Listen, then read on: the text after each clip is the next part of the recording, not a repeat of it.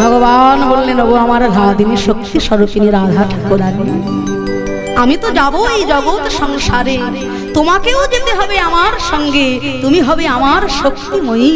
হ্যাঁ, দুষ্টের দমন আর শ্রেষ্ঠের পালনের জন্য আমরা দুইজনাই ধরাধামে যাব।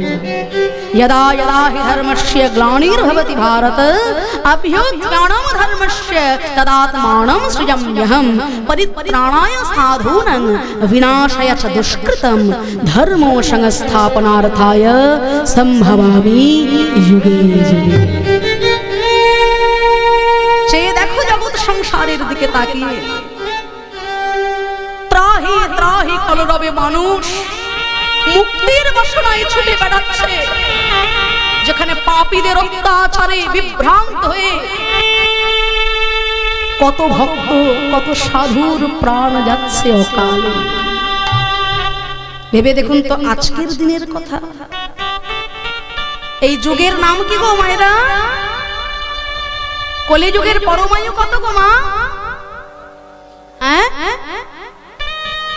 4,32,000 বছর কলিযুগের পরমায়ু। তাই 4,32,000 বছর কলিকালের পরমায়ু, তার মধ্যে থেকে মাত্র 5,500 বছর বিগত হয়ে গেছে। তাই তো আমরা বলি কলির সন্ধ্যা, কলির সন্ধ্যা। না না, কলির এখনো সকালটাও হয়নি বাবা, সবে প্রভাত, সবে মাত্র কলির প্রভাত, আর তাই যুগের এই নিদারুণ দশা। আজকে যে পরিস্থিতির মধ্যে দিয়ে আমরা চলছি একবার ভেবে দেখুন তো। আজকে একবার ভেবে দেখুন যে নিদারুণ ঘটনাটা ঘটে গেল গত দুদিন আগে বাংলাদেশে। এত মর্মান্তিক ঘটনা, কোন মানুষের হৃদয় কি এতখানি পাষাণ হতে পারে যে জীবিত একজন ব্যক্তিকে এত নৃশংসভাবে, এত নিকৃষ্টভাবে তার জীবনটা চলে গেল। আমরা কোনো প্রতিবাদের আঙুল তুলে দাঁড়ালাম না, অথচ হাজার হাজার মোবাইল, হাজার হাজার ক্যামেরা তাকে লাইভ করতে, ভিডিও বন্দি করতে আমরা ব্যস্ত হয়ে গেছি। আপনারা চিন্তা করছেন ওদের হয়েছে হয়েছে, আমরা চিন্তা করছি যাদের হয়েছে হয়েছে, আমরা তো ভালো আছি। সাধু সাবধান, আর কদিন পরে আমাদেরও ঘটতে পারে এই ঘটনাটা। যেদিন আমাদের ঘরের সন্তানের সঙ্গে এই ঘটনাটা ঘটবে, যেদিন আমাদের সঙ্গে এই ঘটনাটা ঘটে যাবে, সেই দিনও কিন্তু আর 5টা মানুষ দাঁড়িয়ে দাঁড়িয়ে দেখবে, কোনো প্রতিবাদ হবে না। তাই নিজের ধর্মকে রক্ষা করতে নিজেরা এগিয়ে আসো। আমরা অবাক হয়ে যাই। এই তো কদিন পরেই 25শে ডিসেম্বর। 25শে ডিসেম্বর কি আছে বলুন তো মায়েরা? হ্যাঁ, যীশু খ্রিস্টের জন্মদিন। আচ্ছা আচ্ছা, চৈতন্য মহাপ্রভুর যিনি ঘরণী বিষ্ণুপ্রিয়া দেবী, তার জন্মদিনটা কবে বলুন তো? আবির্ভাব তিথিটা একটু হাত তুলুন। আচ্ছা, সচিমা যিনি নিমাই পণ্ডিতের মতো পূর্ণ ব্রহ্ম ভগবানকে জন্ম দিয়েছেন, তার আবির্ভাব তিথিটা একটু বলুন তো। কই হাত কোথায় গেল? আচ্ছা, স্বামী বিবেকানন্দের আবির্ভাব তিথিটা বলুন তো। ঈশ্বরচন্দ্র বিদ্যাসাগরের আবির্ভাব তিথিটা তাও বলবেন না। ঠাকুর রামকৃষ্ণ পরমহংসদেব। দেখুন কি অবস্থা আমাদের। বিধর্মীরা কেন এগিয়ে আসবে না আমাদের? আমরাই তো মাইকে গান করছি, কৃষ্ণ করলে লীলা, আমরা করলে বিলা, তাই না? কোনো প্রতিবাদ সেখানে নেই। নিজের ধর্ম সম্বন্ধে আমাদের এতখানি অবচেতনা, আমরা জানি না কৃষ্ণকে আর রাধারানীকে। এই জায়গায় লুকিয়ে আছে সেই তত্ত্ব। একটা মানুষের দেহ তৈরি হয় প্রধানত রক্ত মাংস হাড় দিয়ে, তেমন ভগবানের দেহ তৈরি 3টে বস্তু, সৎচিত আনন্দ দিয়ে। সেই সৎচিত আনন্দের মধ্যে আনন্দ অংশটাই হলেন শ্রীমতী রাধা ঠাকুরানী।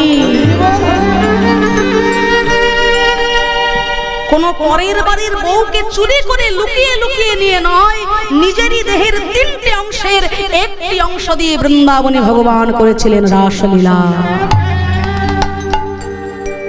আমি কিন্তু অন্য ধর্মকে ছোট করার জন্য কথাটা বললাম না।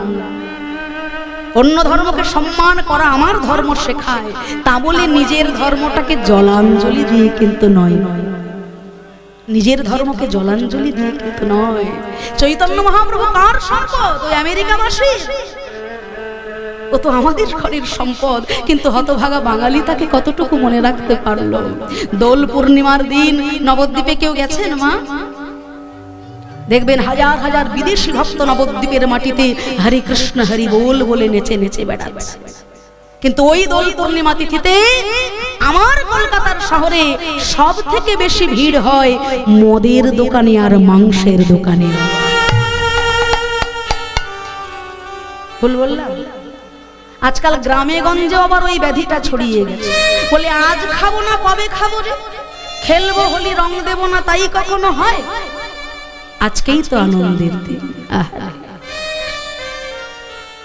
আমার ঘরের ছোট্ট ছেলেটার হাতে একটা মালা তুলে দিয়ে কখনো বলিনি বাবা আজকে চৈতন্য মহাপ্রভুর আবির্ভাব তিথি, তার গলায় একটা মালা পরিয়ে দাও। অথচ 25শে ডিসেম্বরের এক সপ্তাহ আগে থেকে দামি দামি কেকের বাক্সে ভরে যায় আমার ঘরটা। আমি অবশ্যই তাকে সম্মান জানাবো, কিন্তু নিজের ধর্মকে বজায় রেখে স্বধর্মে নিধনং শ্রেয় পরধর্ম ভয়াবহ। আমি পরের বাবাকে বাবা বলে ডাকি, এটা তো আমার উদারতা ভদ্রতা, কিন্তু নিজের বাবাকে আমি চিনতেই পারি না, এই আবার কোন শিক্ষা গো বাবা? তাই আজকে আমাদের পার্শ্ববর্তী দেশ জ্বলে পুড়ে ছাই হয়ে যাচ্ছে হিংসার আগুনে, কামনা বাসনার আগুনে, লোভ লালসার আগুনে। আমরা কিন্তু চুপচাপ বসে আছি। কেন? কেননা ওদের হচ্ছে হোক, আমাদের তো কিছু হয়নি, কিছু না বলাই ভালো আজকের দিনে। কিন্তু সেই ঘটনা যদি কোনোদিনও আমার ঘরে হয় বাবা, তার জন্য নিজেকে প্রতিবাদ করতে হবে বাবা। আমি কোনো ধর্মকে ছোট করব না, আমি কোনো ধর্মকে ছোট করে কথা বলবো না, কেননা আমি নিজে শাস্ত্র পড়েছি। জাতিকুল নিরার্থক বোঝাইবার তরে ঠাকুর হরিদাস জন্মিলেন যবনের ঘরে। যবনের ঘরে জন্মগ্রহণ করেছিলেন নামাচার্য হরিদাস ঠাকুর, যিনি নাম আচার্য। তার চরণ আমরা মাথায় রাখি, তাকে আমরা সশ্রদ্ধ সম্মান জানিয়ে পূজার আসনে তাকে আমরা বসাই। কিন্তু আমরাই তো গাই এক বৃন্দে দুইটি কুসুম, হিন্দু মুসলমান, মুসলিম তার নয়নমণি, হিন্দু তাহার প্রাণ। কোথায় গেল আজকে আমাদের সেই ভাতৃত্ববোধ? কোথায় গেল আমাদের আজকে সেই চিন্তা ভাবনা? জাগো সাধু, সাবধান, এখন থেকে জেগে ওঠো, প্রতিবাদের হাত তোলো, যেন তোমার ধর্মকে, তোমার সন্তানকে কেন কেউ ছোট চোখে না দেখে, কেন কুমতলব না করে। তাই আজকে যে কাজ হয়েছে অত্যন্ত লজ্জাজনক, দুঃখজনক, গা শিউরে ওঠে। কিন্তু ভগবানের কাছে জানাবো, চোখের জলে না ডাকলে, শত বেদনা না পেলে ভগবান তো আসেন না। তাই এই যে নিদারুণ দশা চলছে, এত মারামারি, এত কাটাকাটি, এত কাম ক্রোধ লোভ মোহ মদ মাৎসর্য, এত অহংকার, ভগবান আসবে, ভগবান আবার আসবেন এই জগৎকে রক্ষা করতে, উদ্ধার করতে। আর তার প্রমাণ তো শ্রীমদ্ ভাগবতী দিয়ে গেছে। ভগবান যে আবার আসবেন এই কলিকালে, অধর্মের হাত থেকে ধর্মকে রক্ষা করার জন্য, দুষ্টের হাত থেকে সাধুকে বাঁচানোর জন্য, তার প্রমাণ তো শ্রীমদ্ ভাগবতী দিয়ে গেছে। রাম জন্মের আগেই যেমন রামায়ণ তৈরি হয়ে গেছিল, তেমন শ্রীমদ্ ভাগবতে লেখা রয়েছে এই কলিকালে যখন জীব জরায় জরা জীর্ণ হবে, পাপে পরিপূর্ণ হবে, কল্কি অবতার রূপে পূর্ণ ব্রহ্ম ভগবান নেমে আসবেন জগতে। গ্রামটির উল্লেখ হয়ে গেছে শ্রীমদ্ ভাগবতে। সম্বল গ্রামে, সম্বল গ্রামে বিষ্ণু যশা নামে একজন ব্যক্তির ঘরে তিনি হবেন পিতা। ব্রাহ্মণ পরিবারে মাতা সুমতির গর্ভে জন্মগ্রহণ করবেন পূর্ণ ব্রহ্ম স্বয়ং ভগবান। এই জগৎকে উদ্ধার করার জন্য কল্কি অবতারে তিনি আবার আসবেন এই জগতের বুকে। এটিও উল্লেখিত রয়েছে যে 7 জন চিরঞ্জীবী তাকে সহায়তা করবেন। এই জগতে 7 জন চিরঞ্জীবী যার মৃত্যু হয়নি এখনো পর্যন্ত, আর হবারও নয়। তাদের মধ্যে রয়েছেন বিভীষণ, হনুমানজি, আবার অশ্বত্থামা, তারও মৃত্যু নেই। আমরা বাঁচার আশায় ভগবানের কাছে কাঁদি, কিন্তু অশ্বত্থামা দক্ষিণ ভারতের কোন কোন মন্দিরে গেলে এখনো দেখতে পাবেন মৃত্যুর জন্য ভগবানের কাছে প্রার্থনা করছেন তার জরাজীর্ণ শরীর নিয়ে। সেই অশ্বত্থামা সেই কল্কি ভগবানের অবতার বিশ্লেষণ করে লিখবেন, এটিও বর্ণিত রয়েছে। তাই তো ভগবান বললেন, ওগো আমার জগৎ লক্ষ্মী, মহালক্ষ্মী স্বরূপিণী, আমিও যাব এই জগতের সংসারে, তোমাকেও যেতে হবে আমার সঙ্গে লীলায়। তখন পূর্ণ ব্রহ্মের কথা শুনে জগৎ জননী বলছেন যে, শোনো প্রভু, আমি যদি জগতের বুকে যাই তাহলে তুমি আগে কথা দাও, জগতের বুকে গিয়ে আমি আগে যেন তোমার বদন দর্শন করতে পারি। হরি হরি বল। আগে যদি আমি তোমার বদন দর্শন করতে পারি তবেই আমি যাব। তোমার বদন না দর্শন করে জগৎ সংসারের কোনো বস্তু আমি দর্শন করব না। তুমি আমায় কথা দাও ভগবান, আগে তুমি আমায় দর্শন দেবে, তারপর আমি জগতে দেখব। বেশ, আমি তোমায় কথা দিলাম, তুমি জগতের বুকে যাও। তাই আবির্ভূত হলেন পূর্ণ ব্রহ্মের স্বয়ং রাধা রানী, কৃষ্ণের লাদিনী শক্তি বৃষভানু রাজার ঘরে, মাতা কীর্তিদার ভবনে। ভাদ্র শুক্লাষ্টমী তিথি নক্ষত্র রোহিণী তিথি, ভাদ্র শুক্লাষ্টমী তিথি নক্ষত্র রোহিণী তিথি, কৃষ্ণ প্রিয়ার জন্ম সেই কালে, কৃষ্ণ প্রিয়া জন্ম সেই কালে, মধ্য দিনে গত রবি দেখিয়া বালিকা ছবি, জয়ধ্বনি করে সবে বেলি, জয়ধ্বনি কবে সবে সবার আনন্দের আর সীমা নাই রে, সবার আনন্দের আর সীমা নাই রে, সবাই রাধে রাধে রাধে বলে, আনন্দের আর সীমা নাই রে, প্রেমানন্দে বাহু তুলে রাধে রাধে, বাহু তুলে রাধে রাধে রাধে বলে, আনন্দের সীমা নাই রে, আনন্দের সীমা নাই রে। কি আনন্দ, কি আনন্দ। বৃষভানুপুরে প্রতি ঘরে ঘরে জয় রাধে শ্রী রাধে বলে, কন্যার চাঁদ মুখ দেখি রাজা হইলেন সুখী, দান দেয় ব্রাহ্মণ সকলে।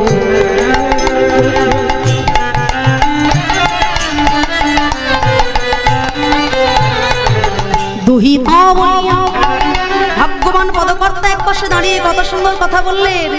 শোনো শোনো, জগৎকে শিক্ষা দেওয়ার জন্য কি বলেছেন, দুহিতা বলিয়া দুঃখ না ভাবিহ, ইহ উদ্ধারিবে বংশ, জ্ঞান দাসে কয় শুনেছি কমলা, ইহার অংশের অংশ।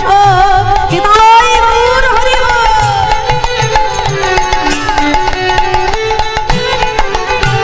বলো বলো এমন ভাগ্য আর কার বয় আছে, এমন ভাগ্য কার বয় আছে, যারে ঘরে মহা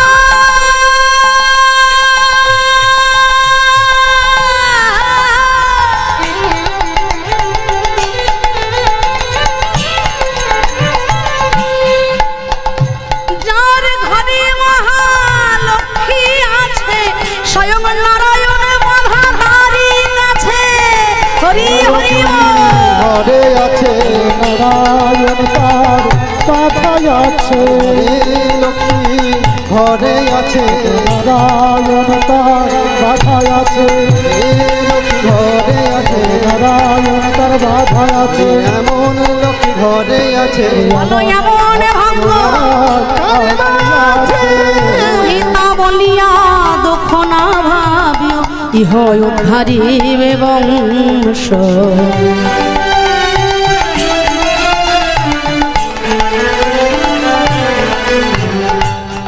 দুহিতা বলিয়া দুঃখ না ভাবিও, ইহ উদ্ধারিবে বংশ। শুধু পুত্র হলেই যে বংশ উদ্ধার হবে তা নয়, কন্যার মতো কন্যা যার ঘরে আছে তারও বংশ উদ্ধার হয়। মহালক্ষ্মী যার ঘরে আছে স্বয়ং নারায়ণ তো বাধা তার কাছে, তার বংশ উদ্ধার হবে না? এত জনমের সাধনার ফল তিনি মহালক্ষ্মীকে পেয়েছেন ঘরে। আজকে কি আনন্দ, আজকে কি আনন্দ করে সকলে উলুধ্বনি জয়ধ্বনি শঙ্খধ্বনি করছেন। মায়ের একটু প্রাণ ভরে একটু উলুধ্বনি হবে তো? বাবা বাবা বলি হারি। আচ্ছা, ওই যে দূরে দূরে অন্ধকারে যে মায়েরা বসে আছেন, তাদের কি একাদশী নাকি গো আজকে? একাদশী না? আহারে, ও একাদশী করেননি? ও, তাতেই এই অবস্থা। আমি ভাবলাম নির্জলা করেছেন। তা যাই হোক, মায়েরা একটু প্রাণ ভরে বাহু তুলে উলুধ্বনি আর হরিধ্বনি করুন তো দেখি। তাই গৌর প্রেমানন্দে হরি হরি বল, হরি বল, হরি। বেশ, আজ কি আনন্দ বৃষভানুপুরে, ও কি ধ্বনি, কি আনন্দ বৃষভানুপুরে, হরি হরি বল, কি আনন্দ ও কি আরে ধ্বনি, কি আনন্দ বৃষভানুপুরে। দধি দুগ্ধ ঘৃত ছানা গোরস হলদি, দধি দুগ্ধ ঘৃত ছানা গোরস হলদি, অঙ্গনে ঢালিল সবে নাহি কয়াবধি, অঙ্গনে ঢালিল সবে নাহি কয়াবধি। আবার অঙ্গনে, আহা অঙ্গনে ঢালিল সবে নাহি কয়াবধি, হরি সবে নাহি কয়াবধি, অঙ্গনে ঢালিল নাহি কয়াবধি, অঙ্গনে ঢালিল সবে নাহি কয়াবধি। কি আনন্দ বৃষভানুপুরে, ও কি আহারে, কি আনন্দ বৃষভানুপুরে। এত সুন্দর কন্যা হয়েছে যার রূপে যেন সারা বৃন্দাবন আলোকিত হয়ে গেছে, কোটি সূর্য সমতার জ্যোতি।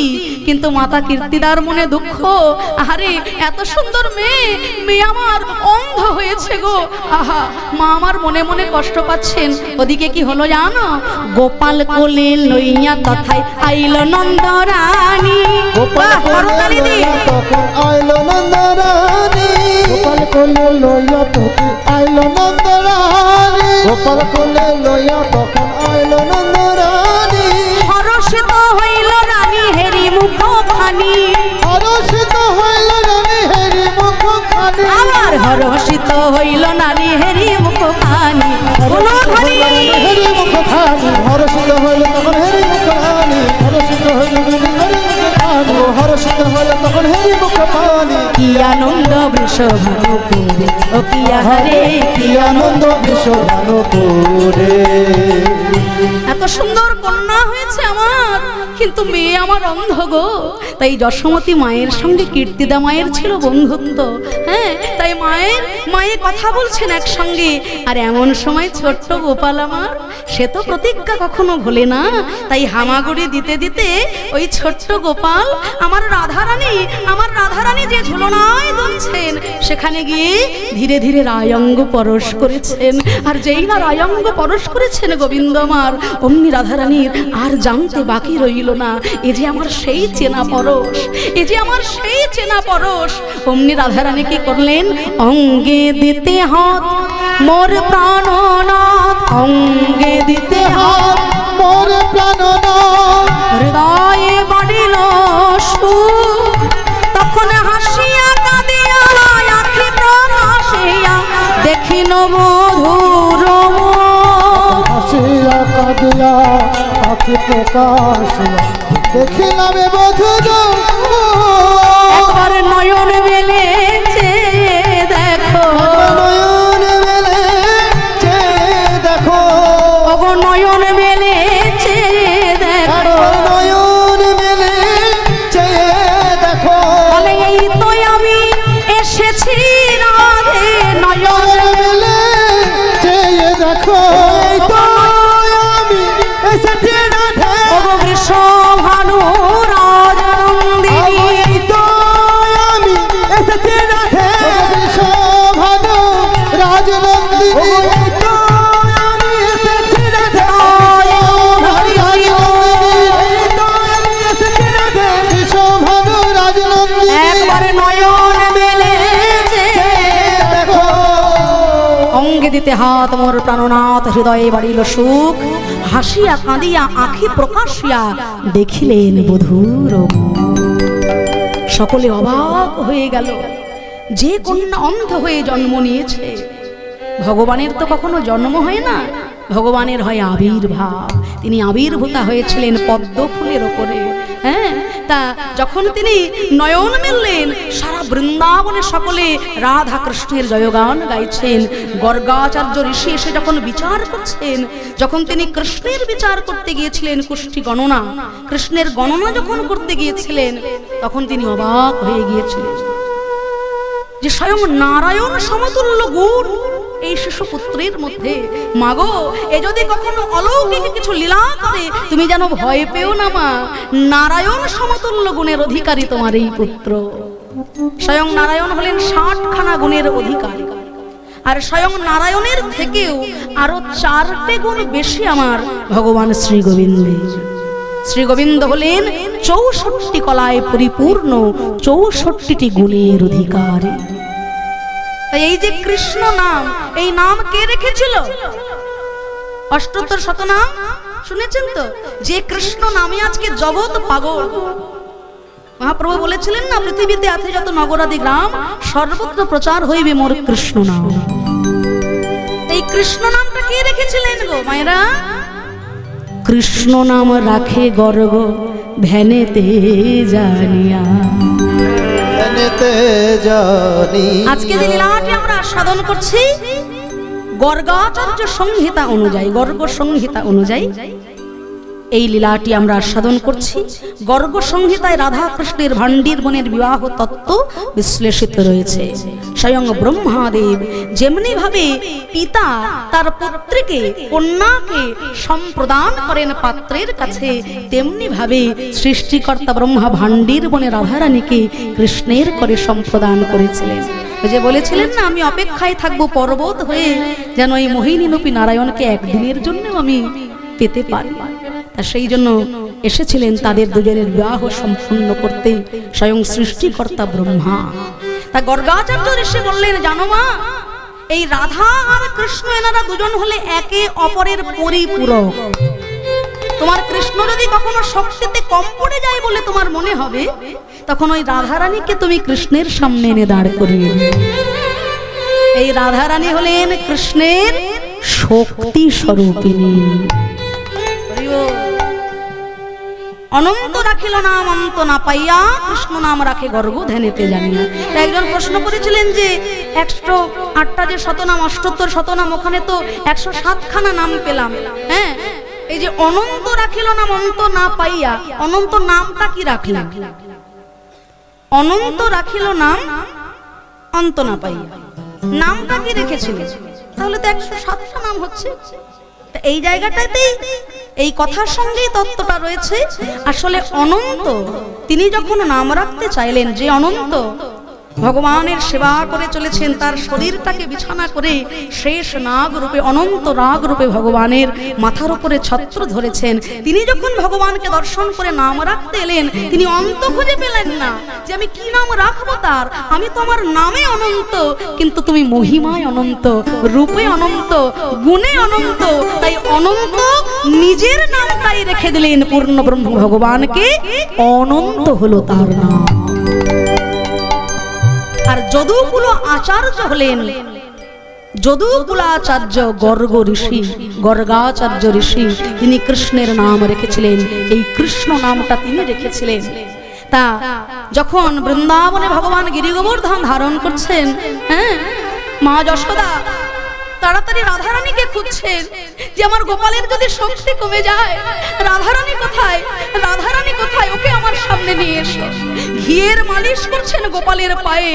ও বাবা, 3 দিন পর দেখা গেল যে শিলার উপরে গোবিন্দ আমার দাঁড়িয়ে গিরি গোবর্ধন ধারণ করেছেন, ওই শিলার পিছনে দাঁড়িয়ে গোবিন্দের লাদিনী শক্তি রাধারানী এক দৃষ্টিতে ওই গিরি গোবর্ধন পর্বতের উপরে তাকিয়ে আছেন, আর রাধারানীর দৃষ্টি শক্তির উপরে গিরি গোবর্ধন পর্বত রাজ দাঁড়িয়ে রয়েছে। হরি হরি বল, সবাই মিলে জয়ধ্বনি করছেন। বৃন্দাবন বিলাসিনী রাই আমাদের, বৃন্দাবন বিলাসিনী রাই আমাদের, আহা রাই আমাদের, রাই আমাদের, আমরা রায়ের শ্যাম তোমাদের রাই আমাদের। বৃন্দাবন বিলাসিনী রাই আমাদের আহা সুখ বলে আমার কৃষ্ণ গিরি ধরেছিল, সুখে বনে আমার কৃষ্ণ গিরি ধরেছিল। আবার সারি বলে আমার রাধা শক্তি সঞ্চারিল, নইলে পারবে কেন বৃন্দাবন হরি হরি রাই আমাদের বৃন্দাবন বিলাসিনী রাই আমাদের বৃন্দাবন বিলাসিনী রাই আমাদের। ব্রজবাসীগণ দেখলেন এরা না দুইজন হলে একের অপরের পরিপূরক, তাই সবার মনে বাসনা ছিল যে রাধারানীর সঙ্গে কৃষ্ণের যাতে মহামিলন হয়। হ্যাঁ, তাই আমার শ্রীগোবিন্দ ভক্ত বৎসল ভগবান যদিও তিনি অভিমন্যু ঋষির মনোবাঞ্ছা পূরণ করার জন্য আয়ান ঘোষরূপে রাধারানীর ঘরে বিবাহ হলো রাধারানীর সঙ্গে, তবুও তিনি হলেন ভগবানের লীলার সঙ্গী। কেননা প্রেম তখনই পরিপুষ্ট হয় যখন মিলনে বারে বারে বাধা আসে। এই অভিমন্যু ঋষি তিনিও তপস্যা করলেন স্বর্গলক্ষ্মীকে যেন তিনি তার ঘরণী রূপে পান, তিনি জন্মগ্রহণ করলেন আয়ান ঘোষ রূপে। ওদিকে পূর্ণ ব্রহ্ম ভগবানের সঙ্গে রাধারানীর বিবাহ হবে, কত আনন্দ ব্রজধামে, সকলে আনন্দে হয়েছেন আত্মহারা। তো আগেকার দিনে একটা নিয়ম ছিল জানেন মায়েরা, সকলে মিলে যখন ঠিক করলেন যে রাধারানীর সঙ্গে কৃষ্ণের বিবাহ হবে, তারা একে অপরের পরিপূরক। কৃষ্ণের শক্তিময়ী হলেন রাধিকা সুন্দরী। তা আগেকার দিনের নিয়ম ছিল যে পাত্রের বাড়িতে কিছু উপঢৌকন যাবে, আর পাত্র পক্ষ তা দ্বিগুণ করে পাত্রের বাড়িতে পাঠাবে, আর তারপর বিয়ে পাকা হবে। এখন আবার ঘটনাটা একটু উল্টো হয়ে গেছে নাকি? না না বাবু, ওসব আমি আবার বলবো কেন। বৃষভানু রাজা যখন গরুর গাড়িতে করে উপঢৌকন পাঠাচ্ছেন নন্দ মহারাজের বাড়িতে, কথিত আছে যে নন্দগ্রামে গরুর গাড়ি রাখার জায়গা ছিল না, এত উপঢৌকন পাঠিয়েছে। তো নন্দ মহারাজা জহুরি আনলেন বিচার করার জন্য যে এই উপঢৌকন যা পাঠিয়েছেন এর মূল্য কত। হ্যাঁ, এর থেকে অধিক মূল্যের জিনিস তো পাঠাতে হবে।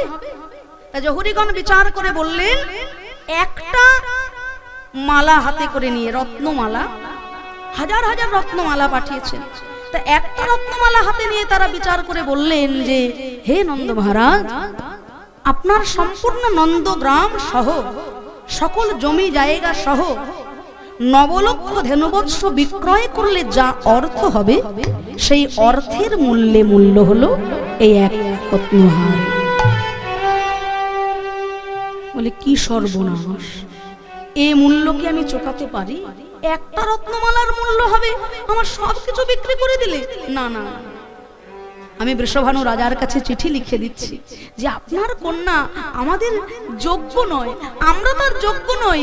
কেননা এখানে দেখা গেল যে কিশোরীর যে বৈভব, সেই বৈভবের কাছে আমার শ্রী মাধবের বৈভব কিন্তু বড় কম। শাস্ত্র বলছেন কৃষ্ণ যেখানে বিরাজ করেন সেখানে স্বয়ং লক্ষ্মী আসেন। আবার ওদিকে শাস্ত্র বলছেন রাধারানী যেখান থেকে চরণ রেখে চলে যান সেই স্থানে স্থানে লক্ষ্মী বিরাজ করে। তাই রাধারানী হলেন মহালক্ষ্মী স্বরূপিণী। তাই নন্দ মহারাজা দুঃখ করে চিঠি লিখছেন বৃষভানু রাজার কাছে, আর বাবার দুঃখ দেখে আজকে ছোট্ট গোপাল, বাবার দুঃখ দেখে আজকে ছোট্ট গোপাল ওই গাড়ি থেকে, গরুর গাড়ি থেকে একটা রত্নমালা চুরি করে নিয়েছে। তো নন্দ মহারাজা চিন্তা করলেন যাই হোক পত্র লিখে সমস্ত উপঢৌকন আমরা ফেরত দেব, যে আমরা আপনাদের যোগ্য নই। ওমা ফেরত দিতে গিয়ে দেখে কি একটা রত্নমালা আবার কম হয়ে গেছে। কি সর্বনাশ, মরার উপরে খাড়ার ঘা। একেতে তো অধিক মূল্য দিতেই পারলাম না, তারপরে আবার যা পাঠিয়েছেন তিনি তার থেকেও কিছু কম হয়ে গেছে। ব্রজবাসীদের কাছে নন্দ মহারাজা হাত জোড় করে বলছেন তোমরা যে এই কাজটা করেছো তাড়াতাড়ি ফিরিয়ে দাও, এই রত্নমালা তাড়াতাড়ি ফিরিয়ে দাও, আমাকে পাঠাতে হবে গুনে গুনে বৃষভানু রাজার কাছে। তো তখন ওই ছোট্ট গোপাল এসে বাবার হাত দুটো ধরেছে, বাবা ওই রত্নমালাটা আমি নিয়েছি বাবা। হ্যাঁ, ছি ছি ছি গোপাল, সবাই বলে নুনি চুরি করিস, ক্ষীর চুরি করিস, মাখন চুরি করিস তুই, আর আজকে বাবার এই অসময়ে তুই রত্নমালা চুরি করলি গোপাল, দিয়ে দে বলছি। বাবা শোনো না, দাদা বলাইকে দেখেছি, তোমাকে দেখেছি, তোমরা যখন জমিতে চাষ করো, হ্যাঁ, ছোলা গম যখন মাটির তলায় পুঁতে দাও, তা থেকে বড় বড় গাছ হয় আর কত ফসল হয় বাবা। এই তোমার এই কষ্ট দেখে আমি একটা রত্নমালা চুরি করে মাটির তলায় পুঁতে রেখেছি বাবা। চলো না দেখি রত্নমালার গাছ হয়েছে কিনা। নন্দরাজা বললেন, এই তো আমার শিশু। যখন রাধাকৃষ্ণের বিবাহ লীলা হয় শিশু কানাই, এই বিবাহে এই ভালোবাসায় রাধাকৃষ্ণের প্রেমে ওই অলিগলির নায়ক নায়িকার মতো কামনা বাসনা কিন্তু নয়, নিষ্কাম প্রেম, নিষ্কাম ভালোবাসা। আত্মেন্দ্রিয় প্রতি বাঞ্ছা তারে বলে কাম, কৃষ্ণেন্দ্রিয় প্রতি ইচ্ছা ধরে প্রেম না। এ হলো নিষ্কাম প্রেম, শিশু সুলভ মন গোপালের। তা বাবা যখন যাবেন না কোনো মধ্যে, ছোট্ট গোপাল বাবার হাত ধরে ওই জমির মধ্যে যখন টেনে টেনে নিয়ে গেলেন, সত্যি সত্যি দেখা গেল ইচ্ছাময়ের ইচ্ছা থাকলে কি না হতে পারে। হ্যাঁ, ওই রত্নমালা মাটিতে পুঁতেছে আর সেখান থেকে কত শত শত রত্নমালার গাছ হয়েছে। বাবা আর দেরি করো না, ওই তো দেখো গাছে গাছে রত্নমালা ধরেছে, তুমি তাড়াতাড়ি তুলে নিয়ে পাঠিয়ে দাও বৃষভানু রাজার বাড়িতে। কি আনন্দ! বৃষভানু রাজার বাড়িতে পাঠালেন উপঢৌকন দ্বিগুণ করে, সকলে আনন্দে গাইছে সখীগণ।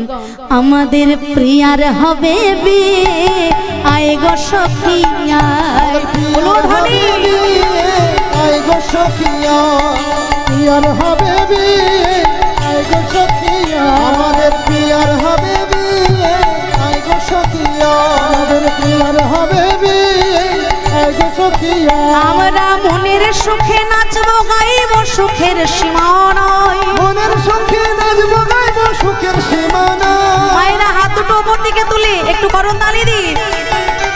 আমরা মনের সুখে নাচবো গাইব, মনের সীমা নাই। আমরা মনের সুখে নাচবো গাইব, সুখের সীমা নয়, মনের সুখে নাচবো গাইব, সুখের সীমা নাই। আমাদের প্রিয়ার হবে বিয়ে, হরি হরি বল।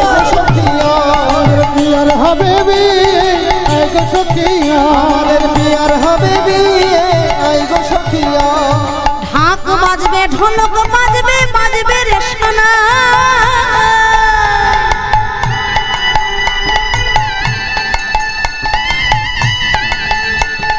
ঢাক বাজবে, ঢোলক বাজবে, বাজবে রে সোনা।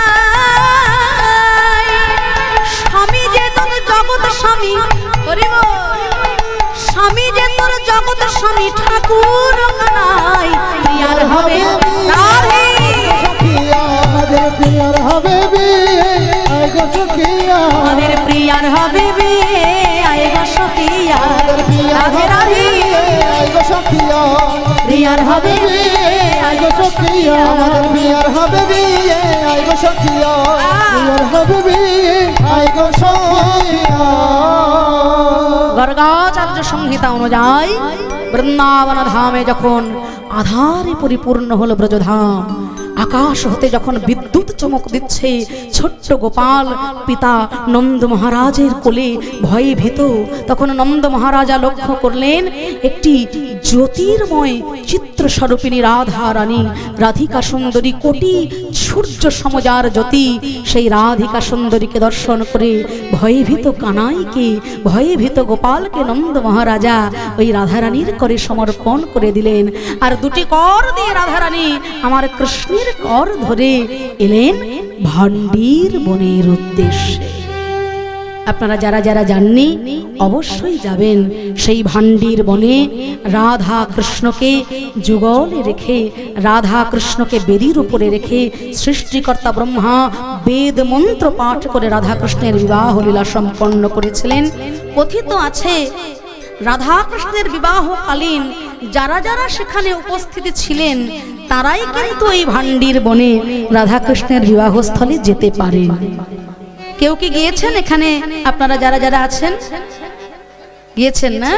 আচ্ছা, নিশ্চয়ই হয়তো আমরা কীট পতঙ্গ ধূলি কণা রূপে সেখানে বিরাজ করেছিলাম সেই পবিত্র সময়।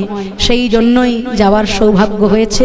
আমার একজন ভক্ত বাবা যিনি মাইকে অ্যানাউন্স করছিলেন, আমাদের সঙ্গে কথা বলতে গেলেন, তিনি কথাটা শুনেই বললেন, হ্যাঁ, ভান্ডির বনে রাধাকৃষ্ণের বিবাহ লীলা তো, তাহলে উনি জানেন সেই সম্বন্ধে, শাস্ত্র তিনি অধ্যয়ন করেন বলেই জানেন, অনেকের তো এটা জানাই নাই। তা যাই হোক, আজকে ভান্ডির বনে রাধা কৃষ্ণকে বেদিতে বসিয়ে সৃষ্টিকর্তা ব্রহ্মা বেদমন্ত্র পাঠ করে রাধা কৃষ্ণের বিবাহ করাচ্ছেন। ভান্ডির বনে রাধা কৃষ্ণ বেদিতে বসাইয়া, ভান্ডির বনে রাধা কৃষ্ণ বেদিতে বসাইয়া, ভান্ডির বনে রাধা কৃষ্ণ বেদিতে বসাইয়া।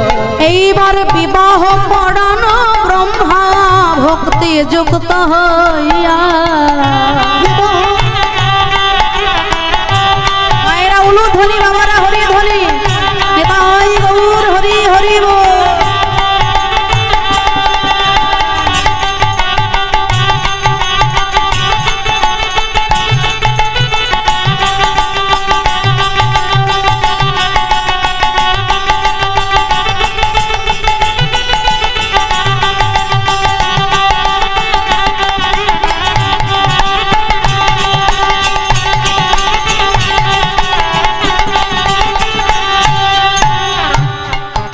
মায়েরা একটু প্রাণ ভরে উলুধ্বনি করবেন, নিতাই গৌর ব্রহ্মানন্দে হরি হরি বল। বাহ, এই তো বলি হরি। আজ ভান্ডির বনে রাধা কৃষ্ণ বেদিতে বসাইয়া, রাধা কৃষ্ণ বেদিতে বসাইয়া, একে একে 7 পাক প্রদক্ষিণ করিল, পুষ্পমাল্য দোহে দোহাই অর্পণ করিল। হরি বল।